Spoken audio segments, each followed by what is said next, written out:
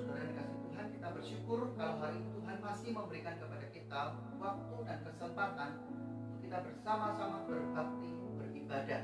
Walaupun masih dalam format online, kita masih beribadah dari tempat kita masing-masing. Tetapi kita percaya bahwa kuasa Tuhan, Roh Kudus akan terus bekerja walaupun kita masih ada di tempat kita masing-masing. Bapak Ibu saudara yang kasih Tuhan, melalui kesempatan ini saya menghimbau setiap kita, setiap saudara, setiap jemaat gereja Pantai Kosta Immanuel yang belum masuk di dalam WA group masing-masing komisi. Kalau itu kaum pria, kaum bapak, silakan masuk di WA group kaum pria atau kaum bapak. Kalau itu kaum ibu atau kaum wanita, wanita dewasa, silakan masuk di WA group komisi wanita. Kalau itu adalah pemuda remaja atau sekolah minggu, silakan masuk di WA group masing-masing komisi. Saudara, ini sangat penting untuk kita tetap bisa berbagi informasi di dalam gereja kita dan kita terus membangun persekutuan kita bersama-sama sebagai sebuah gereja. Mari saya mengajak kita untuk kita mempersiapkan diri. Kita akan memulai ibadah kita pada hari ini. Saya mengajak kita untuk kita bangkit berdiri. Mari bersama-sama kita satu di dalam doa. Maha besar Allah Bapa kami yang kami sembah dan kami kenal di dalam nama Tuhan kami Yesus Kristus. Kami mengucap syukur kepadamu Tuhan, kalau Engkau sampai hari ini masih memberikan kepada kami kesempatan, masih memberikan kepada kami anugerah untuk kami bersama-sama datang kepadamu. Tuhan, kami mengucap syukur untuk pemeliharaan Tuhan. Kami mengucap syukur untuk campur tangan Tuhan dalam kehidupan kami. Terlebih daripada itu semua, kami mengucap syukur untuk rahmat dan kasih karunia keselamatan yang Tuhan limpahkan kepada setiap kami. Terima kasih Bapak, terima kasih. Bapak, kami mau datang, kami mau beribadah kepadamu pada hari ini. Biarlah kiranya Engkau memberkati setiap kami. Kuduskan, layakkan setiap kami untuk kami datang beribadah kepadamu. Dan biarlah kiranya sungguh-sungguh kami boleh mengikuti ibadah ini dari awal, pertengahan, sampai pada akhirnya di dalam berkat Tuhan. Terima kasih Bapak, terima kasih. Kami menyerahkan semua yang terlibat di dalam ibadah kami pada hari ini. Hanya di dalam nama Tuhan kami Yesus Kristus, kami alaskan doa kami ini. Haleluya, amin. Silakan saudara duduk kembali. Shalom. Bapak Ibu saudara yang dikasihi Tuhan, kita bersyukur hari ini kita boleh bersama-sama kembali beribadah di hadapan Tuhan. Mari kita naikkan penyembahan kita kepada Dia. Kita mau memuji Dia. Kita mau katakan bahwa Dia adalah Yesus dan Tuhan Allah kita. Kita mau sembah Dia karena Dia adalah Tuhan yang layak untuk menerima segala pujian dan hormat kita. Yesus Tuhan dan Allah kami.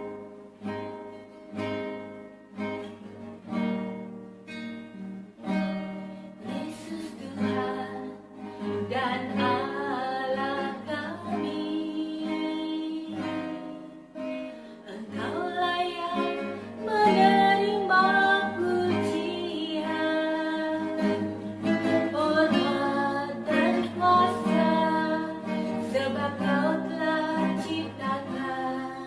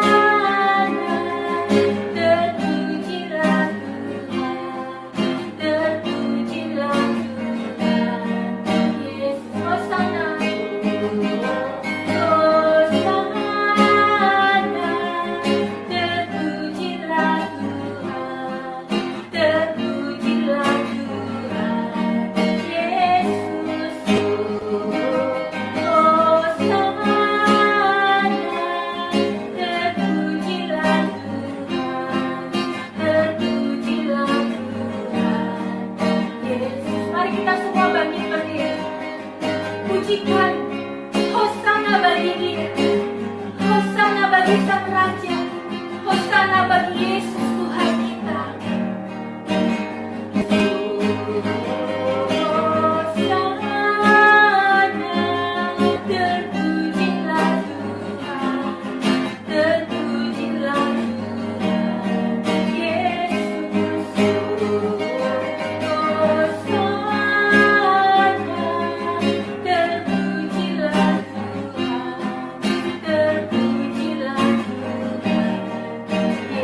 Hosana,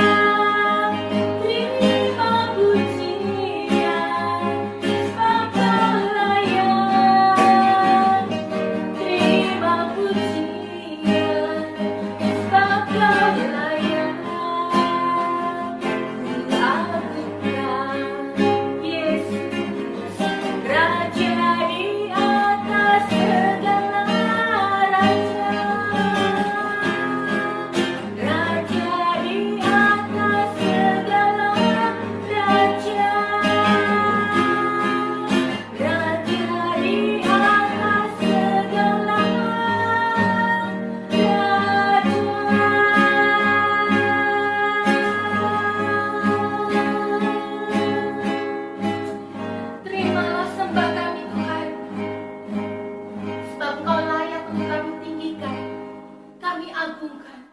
Terpujilah nama-Mu Tuhan. Saat ini kami mau menaikkan pujian bagi nama-Mu.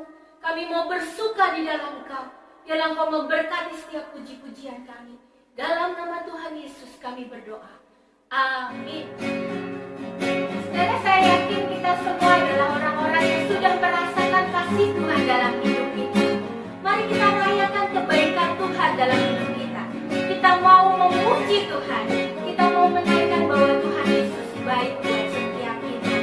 Saya cinta Tuhan Yesus. Dia juru selamat kita. Kita pujikan pujian ini. Saya cinta Tuhan Yesus. Yesus juru selamatku. Dengan segenap hati jiwa. Saya cinta Tuhan. Saya cinta. Saya cinta Tuhan Yesus. Yesus juru selamatku. Dengan segenap hati jiwa. Saya cinta Tuhan. Saya cinta. Saya cinta Tuhan Yesus. Yesus juru selamatku. Dengan segenap hati jiwa. Saya cinta Tuhanku. Saya cinta Tuhanku. Saya cinta Tuhanku. Saya cinta Tuhanku. Saya cinta Tuhanku. Saya cinta juru selamat. Yesus cintaku juga. Saya cinta Tuhan Yesus. Yesus juru selamatku. Dengan segenap hati jiwa. Saya cinta Tuhanku. Katakan sekali lagi. Saya cinta Tuhan Yesus. Yesus juru selamatku. Dengan segenap hati jiwa. Saya cinta Tuhanku. Saya cinta Tuhanku. Saya cinta Tuhanku. Saya cinta Tuhanku. Saya cinta Tuhanku. Saya cinta juru selamat. Yesus cintaku juga. Saya cinta Tuhanku. Saya cinta Tuhanku. Saya cinta Tuhanku. Saya cinta Tuhanku. Saya cinta juru selamat. Yesus cintaku juga. Bersaksi terus. Bersaksi terus sampai Tuhan datang. Bersaksi terus sampai Tuhan datang. Bersaksi, bersaksi, bersaksi, haleluya. Bersaksi terus sampai Tuhan datang. Bersaksi, bersaksi terus sampai Tuhan datang. Bersaksi terus sampai Tuhan datang. Bersaksi, bersaksi, bersaksi, haleluya. Bersaksi terus sampai Tuhan datang. Berdoa, berdoa terus sampai Tuhan datang. Berdoa terus sampai Tuhan datang. Berdoa, berdoa, berdoa, haleluya. Berdoa terus sampai Tuhan datang. Bersaksi terus, bersaksi terus sampai Tuhan datang.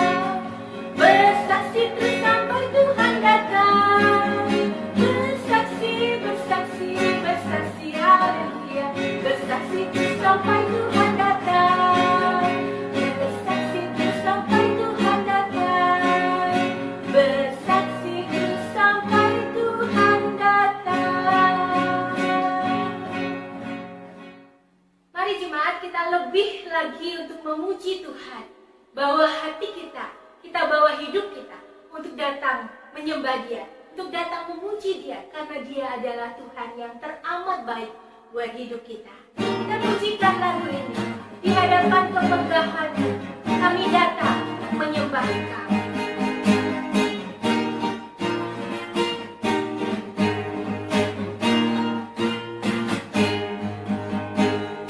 Hadapan kemegahan-Mu, ku datang menyembah-Mu, membawa hatiku, membawa hidupku. Ku teringat kasih setiamu di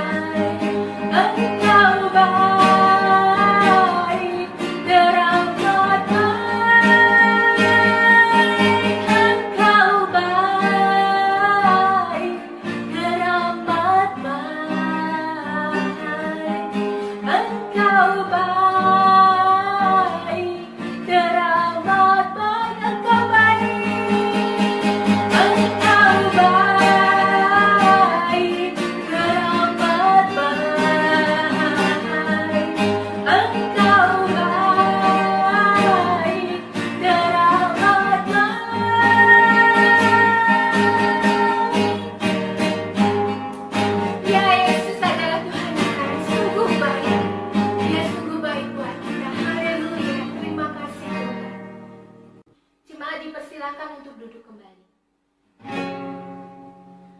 Oleh kuasa darah-Mu, Kau telah tebus dosaku. Kekudusan-Mu melingkupiku. Kasih-Mu mengalir, memulihkan hidupku. Sungguh besar anugerah-Mu, Kau selamatkan hidupku. Ku menjadi ciptaan yang baru oleh kuasa darah-Mu. Kita mau datang kepada firman Tuhan. Mari kita siapkan hati kita. Kita mau menyembah Dia, menyerahkan segala kehidupan kita kepada Dia. Saat ku masuk ke hadirat-Mu, membawa persembahan kita di hadapan Tuhan. Saat ku masuk ke hadirat-Mu, bawa persembahan ke tempat kudus-Mu. Pujian ku naikkan, sembah ku berikan bagi-Mu Allah yang mulia. Kau layakkan ku menghampiri-Mu, melihat tata kemuliaan-Mu, Tuhan. Pujian ku naikkan, sembah ku berikan bagi-Mu Allah yang mulia. Oleh kuasa darah-Mu, Kau telah tebus dosaku. Kekudusan-Mu melingkupiku. Kasih-Mu mengalir, memulihkan hidupku. Sungguh besar anugerah-Mu, Kau telah tebus dosaku. Ku menjadi ciptaan yang baru oleh kuasa darah-Mu.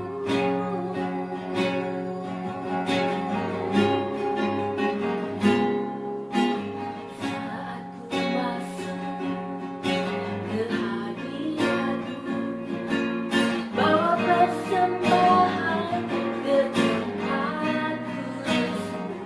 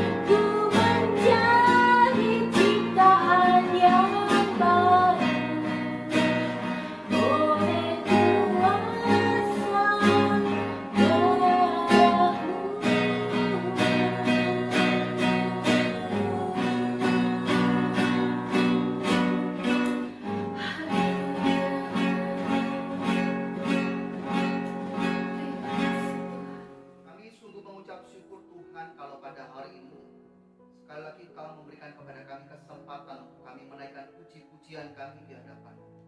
Kami mengucap syukur Tuhan, dan kami sungguh menyadari bahwa kesempatan kami boleh memuji Tuhan sungguh-sungguh adalah karunia yang Tuhan masih limpahkan kepada kami sampai hari ini.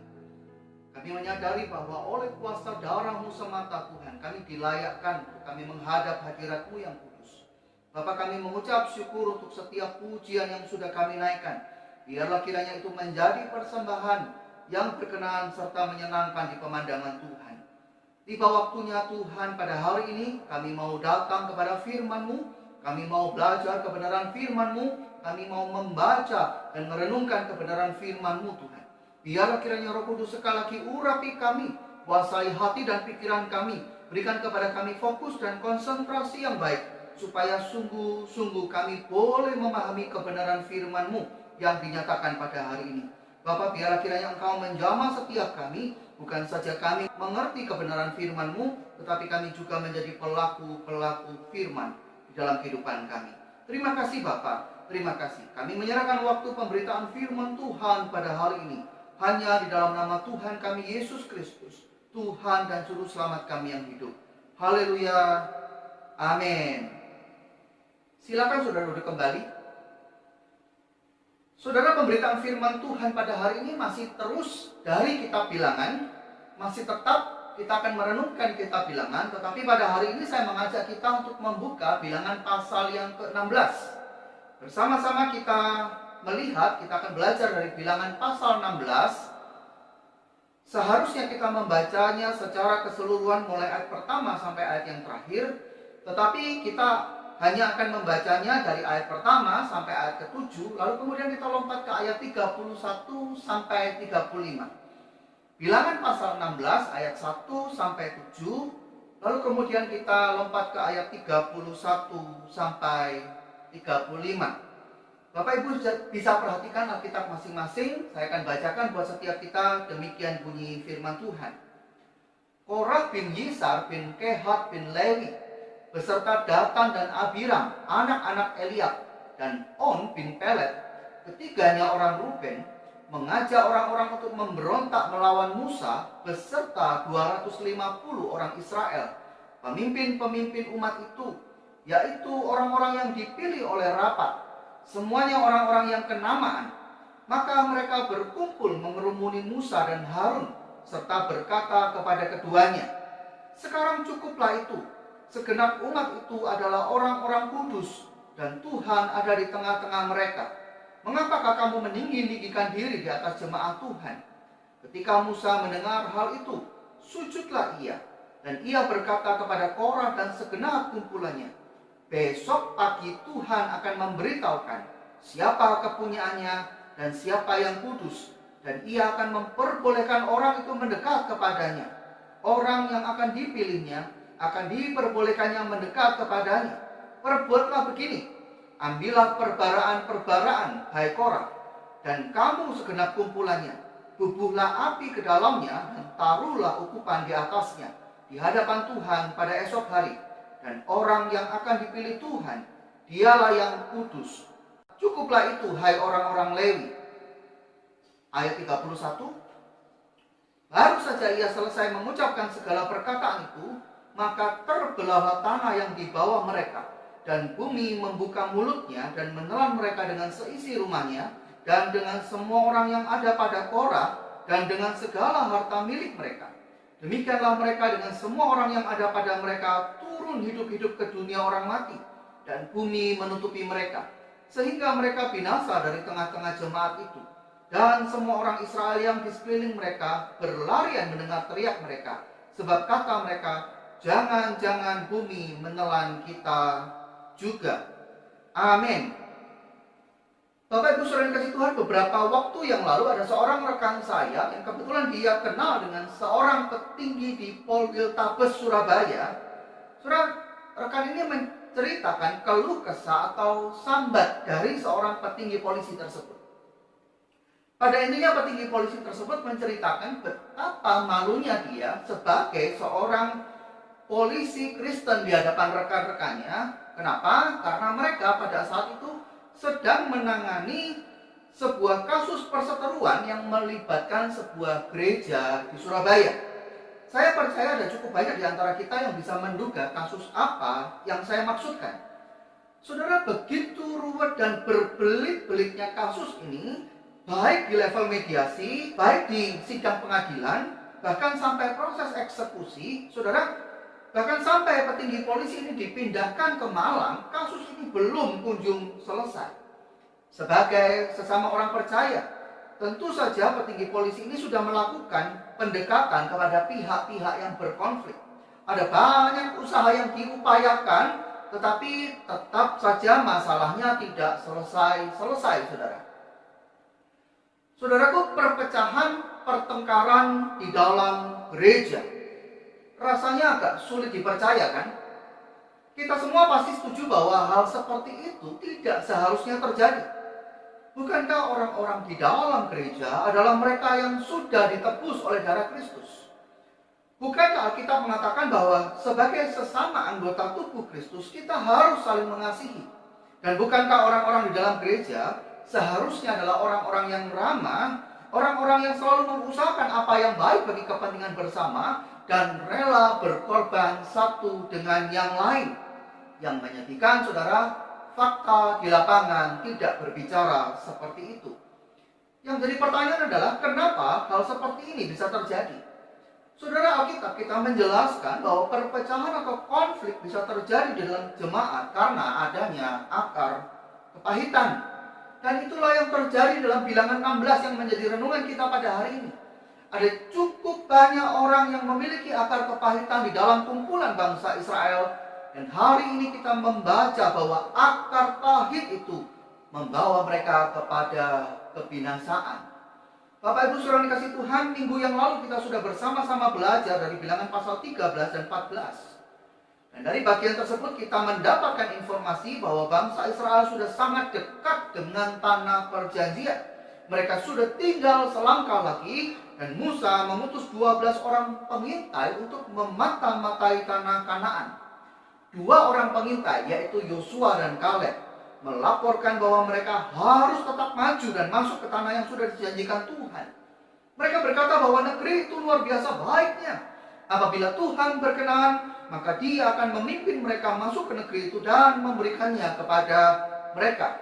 Suatu negeri yang berlimpah-limpah dengan susu dan madunya. Tetapi 10 orang pengintai yang lain kembali dengan berita busuk.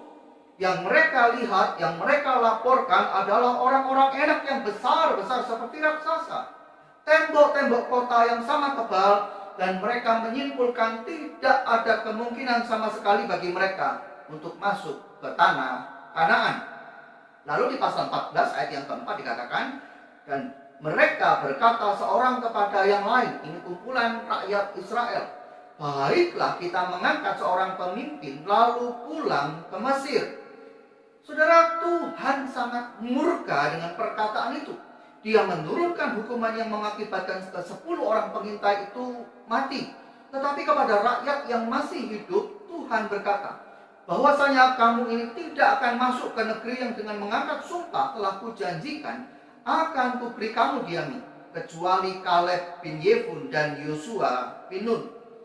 Saudara mendengar perkataan Tuhan yang seperti ini, mereka tiba-tiba berubah pikiran dan memaksa ikut masuk ke tanah Kanaan. Mereka yang tadinya mau kembali ke Mesir, saudara, kembali mereka mau ikut pergi ke tanah Kanaan. Dan saudara bisa baca di pasal 14 ayat 39 sampai 45. Di situ dikatakan bahwa orang-orang ini naik ke pegunungan Seir. Tetapi Musa dan tabut perjanjian Tuhan tetap tinggal di perkemahan. Akibatnya, mereka diserang habis-habisan oleh orang Amalek dan orang Kanaan. Dan sekarang, melihat apa yang terjadi dengan saudara-saudara mereka, ada di antara kumpulan jemaat itu yang menyimpan amarah. Lalu mereka mulai menyalahkan Musa. Saudara, selain karena kematian sesama bangsa Israel, salah satu perkara negatif yang ada di dalam hati mereka adalah bahwa sejauh ini mereka belum menikmati apa yang dijanjikan, dan mereka melemparkan tuduhan bahwa Musa membohongi mereka. Di pasal 16 ayat 14 mereka berkata, sungguh engkau tidak membawa kami ke negeri yang berlimpah-limpah susu dan madunya, ataupun memberikan kepada kami ladang-ladang dan kebun-kebun anggur sebagai milik pusaka, masakan engkau dapat mengelabui mata orang-orang ini? Kami tidak mau datang. Saudara, mereka marah. Hati mereka dipenuhi dengan akar kepahitan. Dan akar kepahitan itu menggerogoti mereka dari dalam. Dari ayat 1 yang tadi sudah kita baca, dikatakan bahwa Korah beserta dengan Datan, Abiram dan On, ketiganya dari keturunan Ruben, membentuk kelompok tersendiri untuk melawan Musa. Saudara, suku Ruben adalah keturunan dari Ruben, anak pertama dari Yakub. Dan menurut budaya Yahudi, keturunan dari anak pertama selalu menjadi pemimpin di dalam keluarga. Sedangkan Musa bukan dari keturunan Ruben. Musa lahir dari suku Lewi, dan Lewi adalah anak ketiga dari 12 putra Yakub. Saudara, orang-orang dari suku Ruben ini mulai berkata, "Hei, siapa yang menjadikan Musa sebagai pemimpin? Bukan saja Musa sudah membohongi kita dengan janji untuk membawa ke tanah yang penuh dengan susu dan madunya, tetapi dia tidak seharusnya menjadi pemimpin. Kamilah yang lebih pantas menjadi pemimpin." Saudara, ketika mereka melemparkan tuduhan itu, mereka lupa sesuatu. Musa memang bukan dari keturunan anak Yakub yang pertama, tetapi dia menyandang status keimaman dari Tuhan, dan status itu memiliki tanggung jawab yang amanat besar atas seluruh kaum Israel. Saudara, kita bisa melihat di sini bahwa Datan, Abiram, dan On mulai memainkan permainan yang kotor. Mereka mempersuasi rakyat untuk menafsirkan kebenaran versi mereka sendiri, dan untuk itu mereka mendekati Korah, saudara sepupu Harun dan Musa dari suku Lewi, supaya dia mendukung mereka dan mereka menjadikannya sebagai imam menurut versi mereka. Saudara, konflik ini melebar. Ada cukup banyak rakyat Israel yang terpengaruh. Di ayat yang kedua, kita hanya membaca angka 250 orang yang pro Korah. Tetapi kalau kita meneruskan pembacaan sampai ayat yang ke-49, saudara dan saya akan mendapatkan informasi bahwa orang-orang yang binasa karena pemberontakan Korah ini sampai 14.700 orang. Saudara, secara khusus Rasul Paulus memperingatkan kita supaya kita belajar dari perjalanan bangsa Israel. Rasul Paulus menggunakan catatan sejarah ini supaya kita yang hidup di masa sekarang tidak mengulangi lagi kesalahan mereka. Artinya, apa yang dituliskan di dalam Bilangan 16 ini dicatat untuk kepentingan saudara dan saya. Apa yang Paulus katakan, saudara? Mari kita buka 1 Korintus pasal 10, mulai dari ayat yang pertama dikatakan di sana. "Aku mau supaya kamu mengetahui, saudara-saudara, bahwa nenek moyang kita semua berada di bawah perlindungan awan, dan bahwa mereka semua telah melintasi laut. Untuk menjadi pengikut Musa, mereka semua telah dibaptis dalam awan dan dalam laut. Mereka semua makan makanan rohani yang sama, dan mereka semua minum minuman rohani yang sama. Sebab mereka minum dari batu karang rohani yang mengikuti mereka, dan batu karang itu ialah Kristus. Tetapi sungguh pun demikian, Allah tidak berkenan kepada bagian yang terbesar dari mereka, karena mereka ditewaskan di padang gurun. Semuanya ini telah terjadi sebagai contoh bagi kita, untuk memperingatkan kita supaya jangan kita menginginkan hal-hal yang jahat seperti yang telah mereka perbuat." Kita lompat ke ayat yang ke-11. "Semuanya ini telah menimpa mereka sebagai contoh dan dituliskan untuk menjadi peringatan bagi kita yang hidup pada waktu di mana zaman akhir telah tiba." Saudara, pertanyaannya kemudian, pelajaran apa yang bisa kita ambil? Hal apa yang bisa kita perhatikan berkaitan dengan status kita sebagai gereja Tuhan di akhir zaman, berkaitan dengan catatan Bilangan 16 ini? Saudara, yang pertama tentang masalah kepemimpinan di dalam gereja.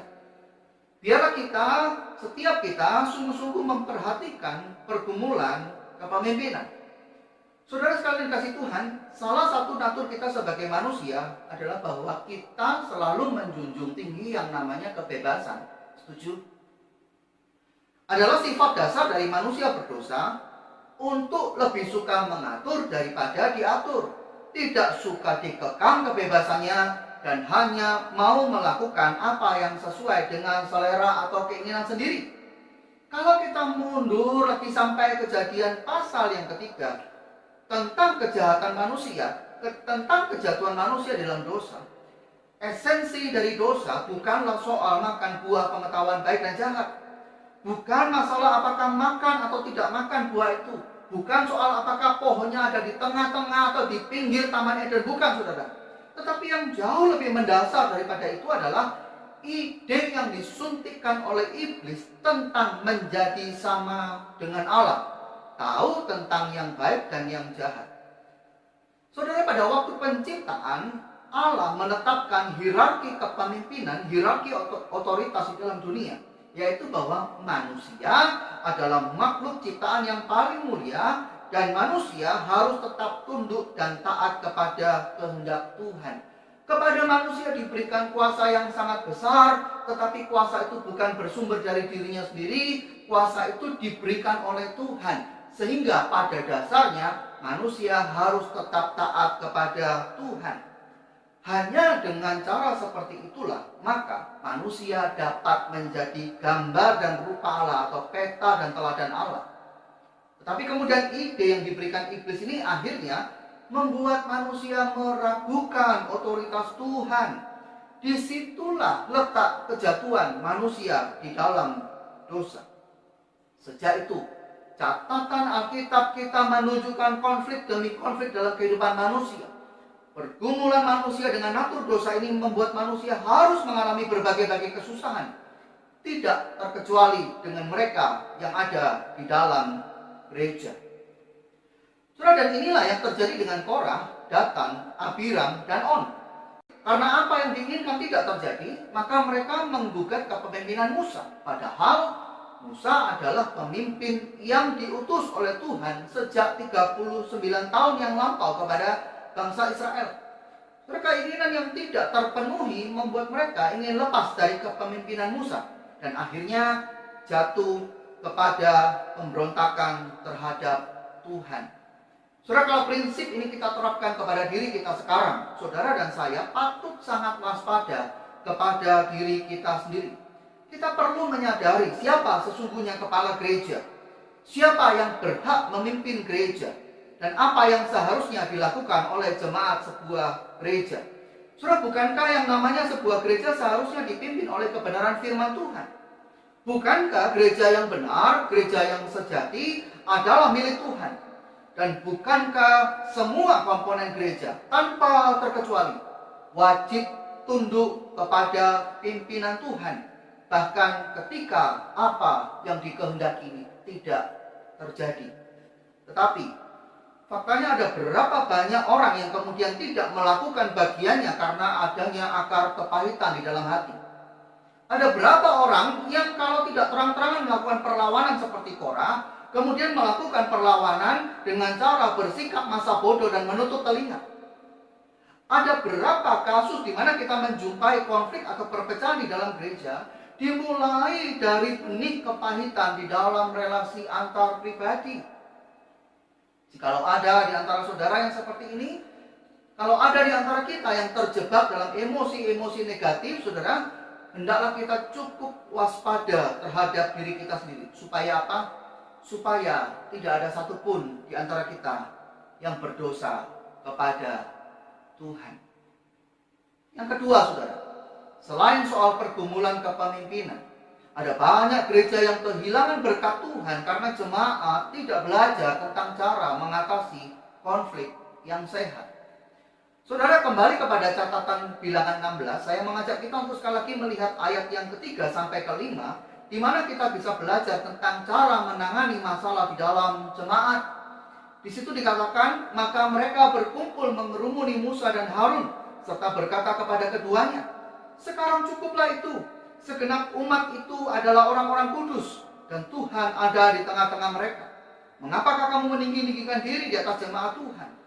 Ketika Musa mendengar hal itu, sujudlah ia, dan ia berkata kepada Korah dan segenap kumpulannya, besok pagi Tuhan akan memberitahukan siapa kepunyaannya, dan siapa yang kudus, dan ia akan memperbolehkan orang itu mendekat kepadanya.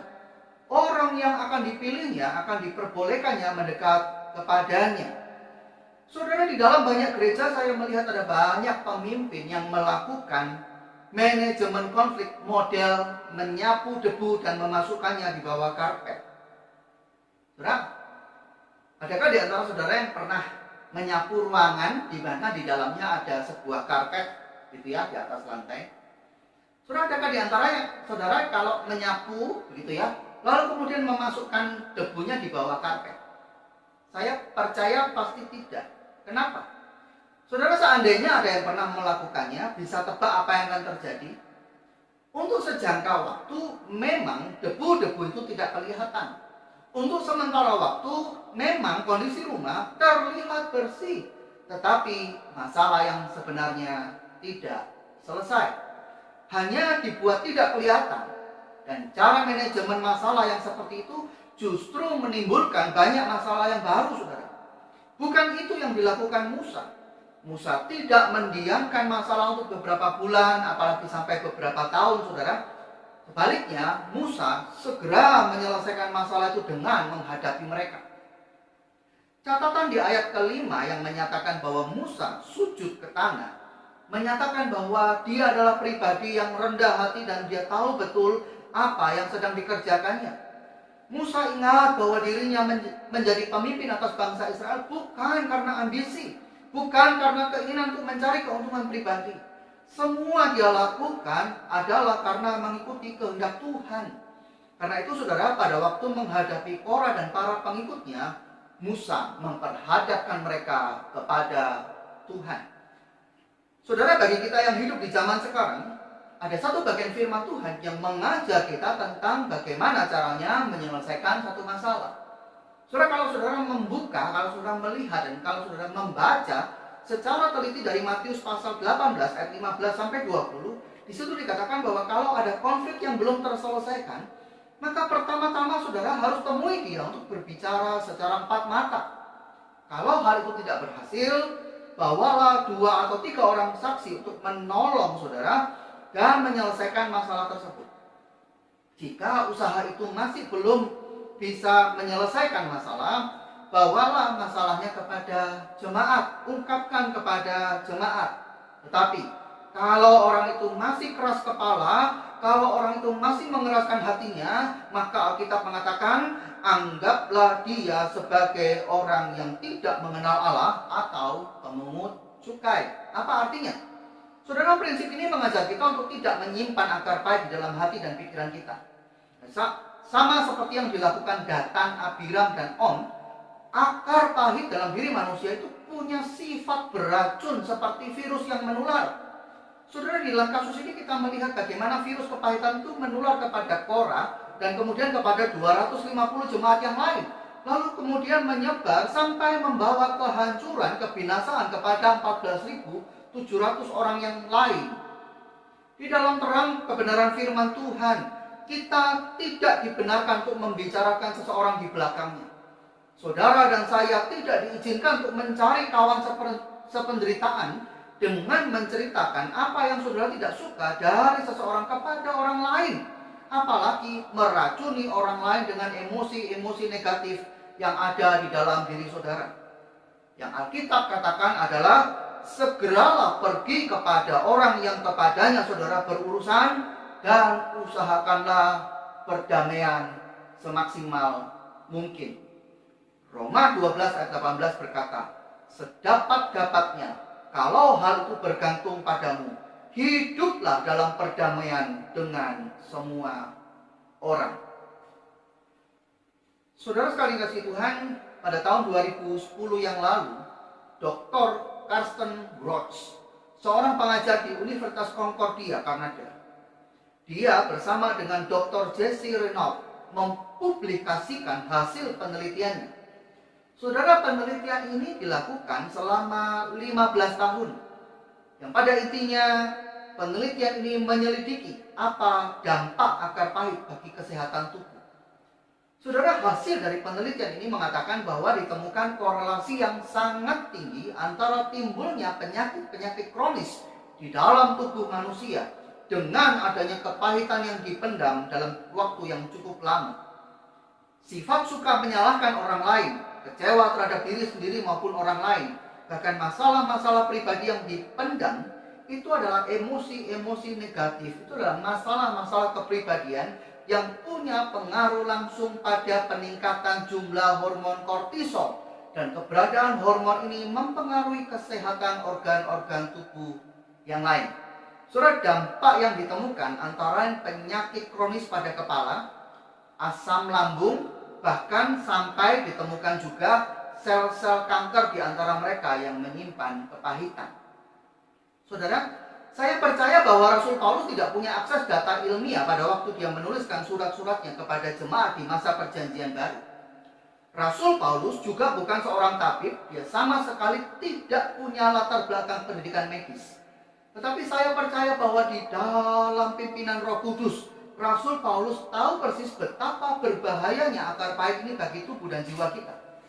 Di dalam Kisah Para Rasul 8 ayat 23, Rasul Paulus menggunakan istilah empedu kepahitan yang menyiratkan kepada kita bahwa perasaan ini adalah zat pahit yang benar-benar membuat kita sakit. Sebagai sebuah kata sifat, kepahitan di dalam bahasa aslinya berarti tajam seperti panah, berbau tajam, tidak menyenangkan atau beracun. Karena itu kemudian di dalam Ibrani pasal 12 ayat yang ke-15 dikatakan, jagalah supaya jangan ada seorang pun menjauhkan diri dari kasih karunia Allah, agar jangan tumbuh akar yang pahit yang menimbulkan kerusuhan dan yang mencemarkan banyak orang. Saudara sekalian dikasih Tuhan, sebagai penutup dari renungan firman Tuhan pada hari ini, saya mengajak kita untuk berani melihat kepada diri kita sendiri. Marilah kita bersikap jujur kepada diri kita sendiri. Adakah selama ini kita masih menyimpan akar kepahitan? Adakah perasaan-perasaan atau emosi-emosi negatif yang kita pendam yang selama ini belum kita selesaikan? Saudara, saya sangat percaya bahwa Roh Kudus sanggup menjamah saudara. Roh Kudus berbicara kepada setiap saudara hari ini. Mari dengan kasih Kristus, saya mengajak kita untuk kita mengingat bahwa saudara dan saya adalah orang-orang berdosa yang sudah menerima kebaikan dan anugerah yang begitu besar dari Tuhan Yesus. Kalau kita yang tidak layak, kalau kita yang sudah begitu jahat, sudah diampuni dosa-dosanya oleh darah Kristus, lalu apakah alasan bagi kita untuk menyimpan kesalahan orang lain? Saudara, berdasarkan pengampunan yang Yesus sudah anugerahkan kepada kita, itulah saya mengajak setiap kita untuk membuang jauh-jauh semua akar kepahitan dan melepaskan pengampunan. Ayat terakhir, Efesus 4 ayat 31 sampai 32. Surat Efesus pasal yang keempat ayat 31 dan 32. Demikian bunyi firman Tuhan, segala kepahitan, kegeraman, kemarahan, pertikaian dan fitnah hendaklah dibuang dari antara kamu. Demikian pula segala kejahatan. Tetapi hendaklah kamu ramah seorang terhadap yang lain, penuh kasih mesra dan saling mengampuni, sebagaimana Allah di dalam Kristus telah mengampuni kamu. Dengan firman Tuhan pada hari ini boleh memberkati setiap kita, dan setiap kita dijauhkan dari segala macam akar kepahitan di dalam kehidupan kita. Tuhan Yesus memberkati. Amin. Mari saya mengajak kita untuk kita mempersiapkan diri masuk dalam doa syafaat kita pada hari ini. Kita bersama-sama akan mengangkat doa kita untuk beberapa hal, lalu kemudian di akhir doa kita akan akhiri dengan doa Bapa kami. Mari bersama-sama kita satu di dalam doa. Bapa kami yang kami sembah dan kami kenal dalam nama Tuhan kami Yesus Kristus, kami mengucap syukur Tuhan, hari ini Engkau sudah sekali lagi menyatakan firman-Mu kepada setiap kami. Bapa, hamba percaya bahwa Roh Kudus menyelidik hati dan jiwa kami pada hari ini. Apakah di dalam kehidupan kami masih menyimpan akar kepahitan? Biarlah kiranya kuasa Roh Kudus yang memampukan kami untuk kami boleh melepaskan pengampunan, karena kami terlebih dahulu adalah orang-orang yang sudah diampuni dosa-dosanya oleh darah Kristus. Bapa, tolong setiap kami, mampukan setiap kami untuk kami punya hati dan kehidupan yang sehat di hadapan Tuhan, supaya kami tidak kehilangan berkat Tuhan dalam kehidupan kami. Terima kasih Bapa, terima kasih.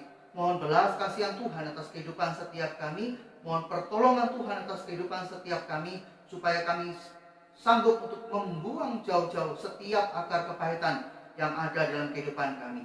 Terima kasih Bapa, terima kasih. Melalui kesempatan ini juga kami mau berdoa bagi bangsa dan negara kami.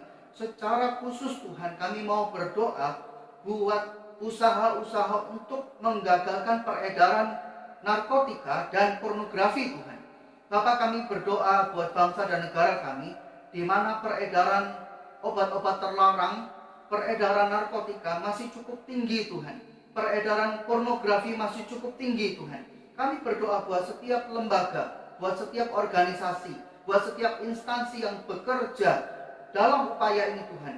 Engkau memberkati BNN, Engkau memberkati Komnas Anak Tuhan, Engkau memberkati Menkominfo Tuhan, yang bekerja untuk menyingkirkan mereka-mereka yang melegalkan pornografi, mereka-mereka yang menyebarluaskan hal-hal yang tidak berkenan dari hadapan Tuhan.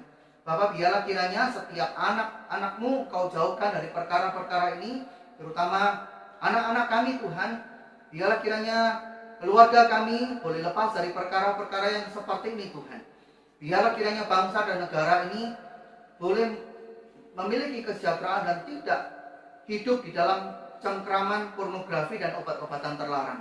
Terima kasih Bapak, terima kasih. Kami juga mau berdoa bagi sekolah-sekolah tinggi Alkitab yang ada di tanah air kami Tuhan. Bapak, sekolah Alkitab dimanapun berada adalah lembaga yang Kau izinkan untuk mencetak, mendidik hamba-hambamu Tuhan. Bapak, kami berdoa buat keberadaan sekolah-sekolah Alkitab ini.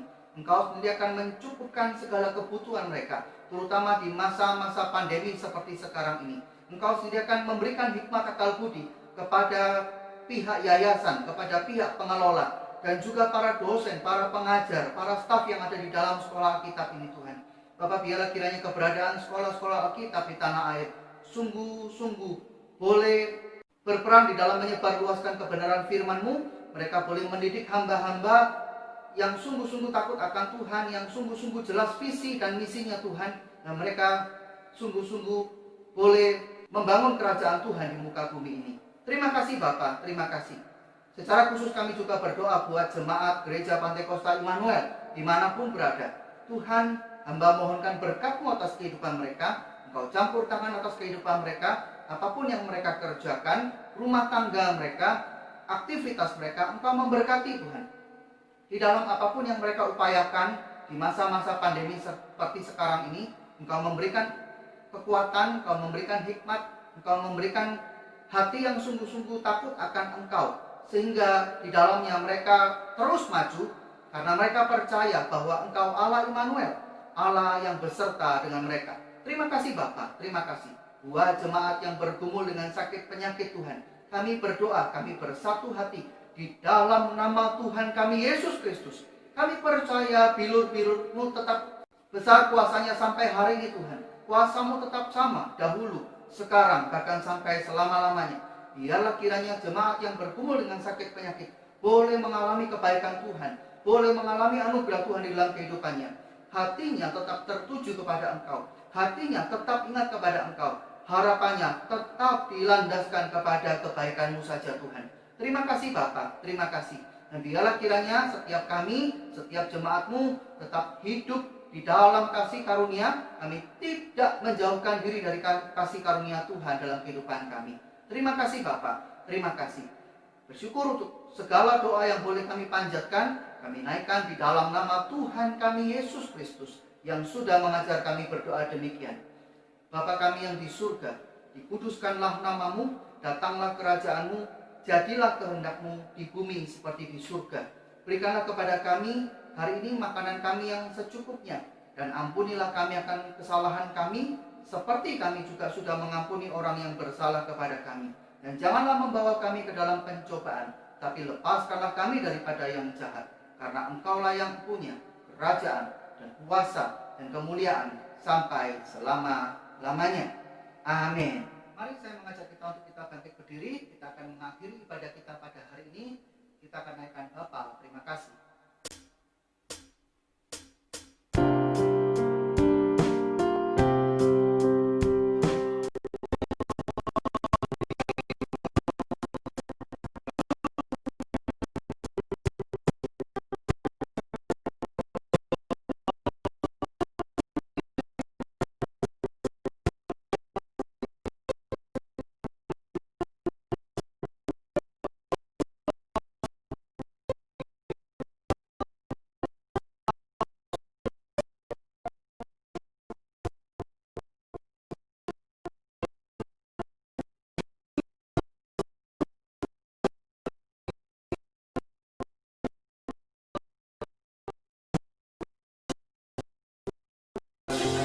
kita terima berkat Tuhan. Kiranya kasih karunia daripada Allah Bapa, kuasa kebangkitan Tuhan kita Yesus Kristus, persekutuan, rahmat, damai sejahtera dan sukacita dari Allah Roh Kudus ada bersama-sama dengan kita, menyertai kehidupan setiap kita, mulai hari ini sampai Maranatha, yaitu ketika Kristus kembali untuk yang kedua kalinya. Biarlah yang percaya bersama saya katakan, amin. Selamat hari Minggu, Tuhan Yesus memberkati.